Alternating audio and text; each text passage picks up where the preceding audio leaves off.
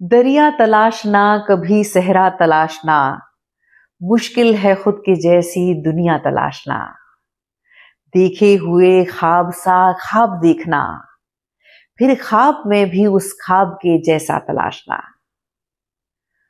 दोस्तों, अगर आप चाहते हैं कि आपकी लाइफ का, आपकी हैप्पीनेस का, आपकी प्रसन्नता का रिमोट कंट्रोल आपके हाथ में हो, आप अपनी लाइफ के लीड हीरो हो, तो सबसे पहले एकांत को वरदान बनाना होगा और एकांत और अकेलेपन के अंतर को समझना होगा। अगर आप नियमित रूप से इन 5 बातों को आत्मसात करते हैं, अभ्यास करते हैं, तो इस बात की गारंटी है कि आने वाला समय आपका होगा। आप अपनी कहानी के लीड हीरो होंगे।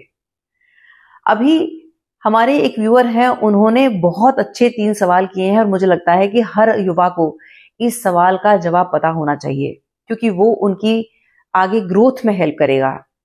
पहला उनका सवाल था कि बहुत लंबे समय से 3-4 साल से मैं एग्जाम की प्रिपरेशन कर रहा हूं, जी तोड़ मेहनत कर रहा हूं, तो एक तो उसका प्रेशर रहता है, साथ ही साथ अभी तक मेरे हाथ सफलता लगी नहीं है। इस वजह से मैंने अपने आप को बहुत लंबे समय तक डिस्कनेक्ट रखा था अपने दोस्तों से। अब मैं दोबारा से उन्हें कनेक्ट करता हूं तो वेवलेंथ नहीं मिलती है। दूसरा, बहुत लंबे समय से मैं अपने परिवार से दूर हूं, तो मुझे लग रहा है कि कहीं मैं अकेलेपन का शिकार तो नहीं हो रहा हूं, क्योंकि हर समय नेगेटिव थिंकिंग मेरे दिमाग में रहती है। इसका क्या किया जा सकता है? और तीसरा, मैं लड़कों के साथ बात करने में सहज होता हूं, लेकिन लड़कियों से बात करने में मुझे घबराहट होती है और मुझे इस बात की भी चिंता है कि कल को जब किसी वर्क प्लेस पे भी मैं काम करूंगा, तो आजकल लड़के लड़कियां साथ में काम करते हैं, तो मैं सहजता से बात कैसे करूं? इसके लिए क्या किया जा सकता है? दोस्तों, यहां पर हमें 5 बातें समझनी होंगी। सबसे पहले हमें एक स्टूडेंट के तौर पर भगवत गीता की टीचिंग हमें क्या सिखाती है वो समझना जरूरी है। भगवत गीता की टीचिंग कहती है कि हमें अपने स्टेट ऑफ माइंड पे काम करना होगा और स्थिति प्रज्ञ वाली स्टेट में रहना होगा। स्थिति प्रज्ञ की स्टेट जो होती है वो ये बताती है कि हमें अपने इमोशंस को बैलेंस में रखना होगा। आप ये देखें कि मनुष्य एक सामाजिक प्राणी है, जिस वजह से ये एक बहुत मूर्खतापूर्ण हमारा निर्णय होता है कि हमने अपने एक लक्ष्य में इतना अपने आप को समर्पित कर दिया कि हमने अपने आप को 4 दीवारी में कैद कर लिया और अब हम किसी से मिल नहीं रहे हैं और हमने सबसे अपने आप को डिस्कनेक्ट कर लिया। ये एक बहुत बड़ा रीजन है कि जब फिर एक प्रेशर हमारे ऊपर रहता है अपने लक्ष्य को लेकर, और फिर अगर हमें सफलता हाथ नहीं लगती है, तो हमें इस बात की भी टेंशन होती है कि अब हमारे दोस्त मजाक उड़ाएंगे और हमारे रिश्तेदार हम पे हंसेंगे। अब हम कैसे उन्हें फेस करेंगे? इसीलिए इस परिस्थिति से हमेशा बचना है और कभी भी खुद को ऐसे संसार से डिस्कनेक्ट नहीं करना है। अपने इमोशंस को बैलेंस करना है और रिश्तों को रिगार्ड और रिस्पेक्ट देनी है। मतलब ये समझना है कि हर दिन स्टूडेंट होने के नाते हमें अपने सिलेबस को जिम्मेदारी के साथ पूरा करना है और इन प्यारे रिश्तों को रिवार्ड की तरह लेना है कि मैं इतना पोर्शन आज याद कर लूंगा, फिर मैं अपने किसी दोस्त से कॉल करूंगा या फिर मैं किसी से मिलने जाऊंगा। आप ये समझे कि इस बात को समझना जरूरी है कि अगर हमने जी तोड़ मेहनत करके एक मुकाम हासिल कर भी लिया, लेकिन अगर हम वहां अकेले हैं, हमारे साथ हमारे अपने नहीं है, दोस्त नहीं है, तो उस पोजीशन में होने का क्या अर्थ रहता है? ये बात समझनी बहुत जरूरी है। और दूसरा, भगवत गीता का एक बहुत सरल और एक बड़ा कॉमन श्लोक है, कर्मण्येवाधिकारस्ते। वो ये बताता है कि हमारा एक स्टूडेंट होने के नाते सिर्फ एक कर्म है कि हमें समर्पण के साथ अपनी ड्यूटी को निभाना है, अपने कर्म को करना है। उसका जो आउटकम है उससे अटैच नहीं होना है। हमें सिर्फ शरणागति के भाव से अपना कर्म करना है, बाकी सब हरि इच्छा पे छोड़ देना है। जो हमारे लिए सर्वश्रेष्ठ होगा वो हमारे लिए होगा। अब यहां मैं अपना एग्जाम्पल आपको देना चाहूंगी कि जब से मैंने बतौर एक सोशल मीडिया इन्फ्लुएंसर काम किया, आप समझे कि मैंने कभी इस बात पर ध्यान नहीं दिया कि कितने लाइक्स हो गए, कितने फॉलोअर्स हो गए। मेरी जो खुशी होती है वो आप लोगों के कमेंट्स का रिप्लाई देने में होती है। जब मैं आप लोगों से सुनती हूँ कि दीदी हमें आपके वीडियो का इंतजार रहता है, आप लोग इतने प्यार भरे जो मैसेजेस करते हो, वो मुझे प्रेरित करता है कि मुझे कुछ बेहतर करना है। उसका कारण है कि मेरी जो खुशी है वीडियो बनाने में है, आप लोगों से संवाद करने में है, उसके फाइनल रिजल्ट से नहीं है कि कितने लाइक्स हो गए, कितने सब्सक्राइब हो गए। इसीलिए हमें अपने सिर्फ कर्म पे फोकस रखना है बतौर एक स्टूडेंट। दूसरा, एकांत और अकेलेपन के अंतर को समझना है। दोस्तों, अगर आप गौर से देखें तो सारा खेल माइंडसेट का है। हमारे जिस तरह के शब्द होंगे वैसी ही हमारी आउटर रियलिटी होगी। सबसे इंपॉर्टेंट ये बात मायने रखती है कि हम खुद से क्या संवाद करते हैं, हमारी सेल्फ टॉक कैसी है, हम अपने बारे में, अपने जीवन के बारे में किस तरह की बात कर रहे हैं। अगर वो सकारात्मक है तो वही अकेलापन हमारा एकांत बनता है, और एकांत हमें शक्ति से जोड़ता है, हमारी आत्म की शक्ति से और ईश्वर की शक्ति से। और वहीं जब हम अकेलापन महसूस करते हैं तो हम दुनिया से खुद को डिस्कनेक्ट महसूस करते हैं, नेगेटिव थिंकिंग होती है और इस तरह की बातें आती हैं, पता नहीं सफलता मिलेगी कि नहीं मिलेगी, क्या होगा, कैसे होगा। इसीलिए बनती कोशिश हमें अपनी सेल्फ टॉक को ऑब्जर्व करना है और अपने एनवायरनमेंट को सकारात्मक बनाना है। अच्छे वीडियोस देखना, अच्छे ग्रेट लीडर्स को पढ़ना, सेल्फ टॉक को जिम्मेदारी से स्क्रिप्टिंग के तौर पर, जर्नलिंग के तौर पर लिखना, ईश्वर के आभारी रहना हर उस सोर्स के लिए, रिसोर्स के लिए जो हमें ईश्वर की कृपा से मिली है। आज हमें जो कुछ मिला है उसके लिए कृतज्ञ रहना। जब हम इस भाव से जुड़ते हैं तब वही एकांत हमारा वरदान बन जाता है। और यहाँ एक स्टेटमेंट है जो मुझे बड़ा पसंद आता है। आप अगर नोटिस करें तो सारा खेल शब्दों का है। एक स्टेटमेंट कहता है कि काफी अकेला हूं मैं। इस स्टेटमेंट को पढ़ देने मात्र से ऐसा महसूस होता है कि भीतर से एक थकान लग रही है, पर वही जब ये शब्दों में फेरबदल होता है और शब्द ऐसे पढ़े जाते हैं कि अकेला ही काफी हूं मैं, तो भीतर से एक जोश आता है, उत्साह होता है, उमंग होता है।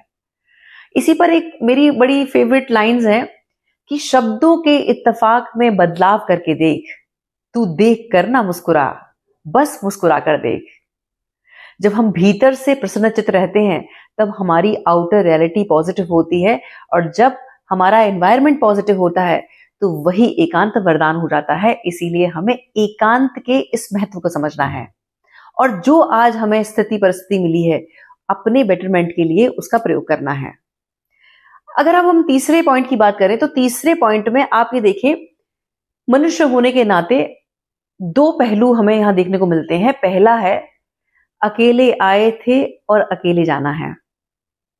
तो यहां हमें यह सीखना है कि जब जाना अकेले हैं, अकेले आए थे, तो रहना अकेला है उसका भी अभ्यास करना होगा। और जो व्यक्ति इस अभ्यास को पारंगत कर लेता है उसकी जिंदगी में सिर्फ और सिर्फ जीत होती है, क्योंकि वो अब फियरलेस है, क्योंकि उसे अपना एकांत प्रिय है और उसको अपनी कंपनी अच्छी लगती है। दूसरा, अगर हम इसके पहलू को समझें तो वो ये है कि मनुष्य एक सामाजिक प्राणी है, तो हम खुद को संसार से किसी भी कीमत पर डिस्कनेक्ट करने का सोच ही नहीं सकते। आज आप जिस भी एग्जाम की प्रिपरेशन कर रहे हैं, जब आपको वो ओहदा मिल जाएगा तब भी आपको संवाद करना होगा, लोगों के साथ इंटरैक्ट करना होगा, लोगों के साथ कनेक्शन बिठाना होगा। हमें इस बात को समझना है कि चाहे हम एक सफाई कर्मचारी हैं, चाहे अधिकारी हैं, बतौर एक मनुष्य होने के नाते संवाद की कला में पारंगत होना ये हमारी जिम्मेदारी है। लोगों के साथ कैसे व्यवहार करते हैं, लोक व्यवहार से जुड़ी हुई वीडियोस देखें, किताबें पढ़ें, और जो हम पढ़ रहे हैं उस पर अभ्यास करना शुरू करें, क्योंकि ये जो एकांत है वो आपको बनाने आया है, मिटाने नहीं। इस बात को समझना जरूरी है। अब अगर हम अपने व्यूअर की चौथी बात को समझें तो उन्होंने ये कहा था कि हम लड़कियों से कैसे सहजता से बात करें। बहुत सारी लड़कियों की भी ये प्रॉब्लम है कि वो सेम जेंडर के साथ तो कंफर्टेबल होती हैं, लेकिन ऑपोजिट जेंडर के साथ जब उनका इंटरेक्शन होता है तो वो घबरा जाती हैं। आप अगर एक सर्वे को समझें तो विश्व लेवल पर एक सर्वे हुआ और उसमें ये बताया गया कि लोगों को दूसरे नंबर पर जो फियर था वो था फियर ऑफ डेथ। मृत्यु का भय दूसरे नंबर पे था, पहला जो भय था वो था पब्लिक स्पीकिंग। तो आप हर दिन थोड़ा थोड़ा एक्सपोजर को एक्सेप्ट करें, जहां मौका लोगों से बात करने का मिले, अपोजिट जेंडर से बात करने का मिले, उनसे बात करने का प्रयास करें। पर यहां अब ये बात समझने की जरूरत है कि अगर हमने एक बहुत लंबे समय से कभी किसी फीमेल से बात नहीं करी और एकदम से हम बात करने की कोशिश करेंगे तो हम सकपका जाएंगे, हम घबरा जाएंगे। ये बिल्कुल वैसे है कि अभी हमारा हाथ कार पर साफ नहीं है और सीधे हमने गाड़ी उठाई और हम रफ्तार में हम हाईवे पे ले गए। अगर ऐसा होगा तो गाड़ी निश्चित रूप से एक्सीडेंट होगा गाड़ी का।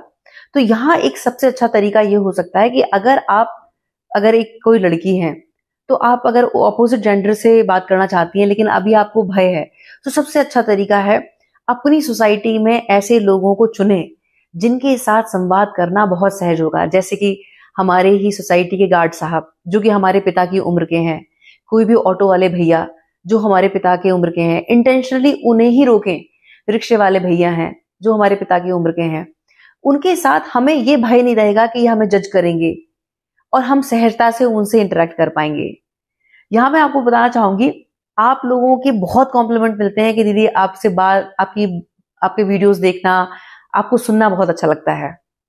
मैं आपको बताऊं कि ये जो संवाद की कला मुझे मिली है ये ईश्वरीय है, और सबसे सुंदर बात यह है कि सोसाइटी का बहुत बड़ा रोल रहा है इस संवाद को पॉलिश करने में।